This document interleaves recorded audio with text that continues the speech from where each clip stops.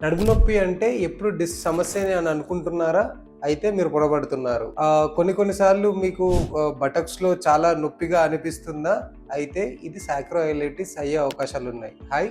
నా పేరు డాక్టర్ నాగేష్, మీ pain physician. సాక్రోఐలాక్ joint అంటే మన వెన్నుముక తర్వాత హిప్స్ నుండి వచ్చే జాయింట్‌ని సాక్రోఐలియాక్ జాయింట్ అని అంటారు.